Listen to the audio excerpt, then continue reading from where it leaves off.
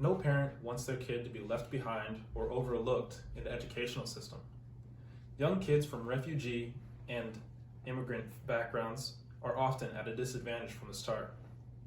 Oftentimes speaking little English and knowing few people at a new school or one that they are already attending, Genesis Youth Foundation goes out to level the playing field, in the words of Executive Director and co-founder Sam Gabriel. I personally had the pleasure of volunteering at Genesis by playing soccer and helping kids with their schoolwork. It was a great experience, and I think that some of you would like to do it as well. Kids that immigrate from war-torn countries and traumatic situations may not be at the same educational level as kids their age. They also do not have the same home situations as other kids.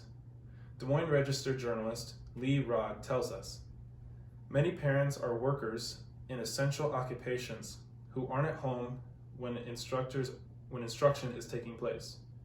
Others speak little to no English or spent years in refugee camps where the quality of their own education is poor. This takes away a resource that most of us have at hand, and that is our own educated parents. This brings up the point of the language barrier between confused students and teachers that may not know how to have a conversation with an immigrant child. Lee Rod tells us more on the diversity of Des Moines schools. Quote, Des Moines is the most diverse school district in the state. Its students come from 104 countries, and 1 in 5, more than 7,000, are classified as English language learners, meaning they are still learning basic English.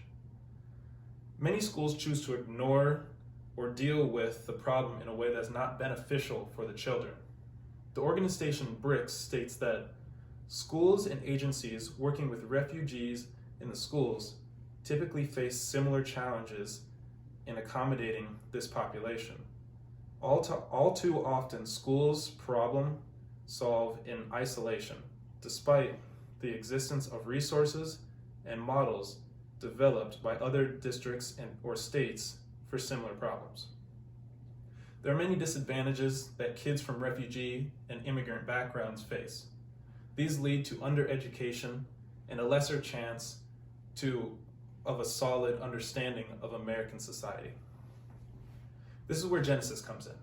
With the mission statement, we provide the services our children need to level the playing field while empowering them in their immigrant families through athletic play, education, dance, and song. We embrace many languages in our community while building solid grounds where their play will become the work that changes the world. In my interview with Sam Gabriel, I asked him what he meant by leveling the playing field. He responded with, going out and bringing opportunities to the children with their after-school program, soccer, as well as other things that non-immigrant kids have in their disposal. This is a picture of Sam Gabriel and an assistant coach with their soccer team that they have outside of their youth foundation.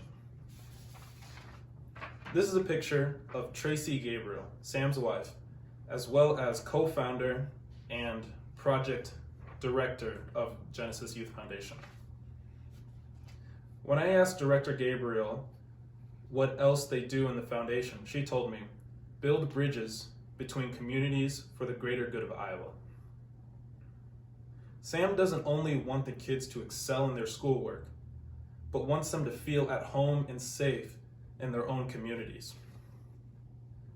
Genesis wants passionate people to donate their time and resources to help kids learn and interact with those in their own community. They're a relatively small foundation, so they rely on word of mouth between kids to find other kids to come to the foundation.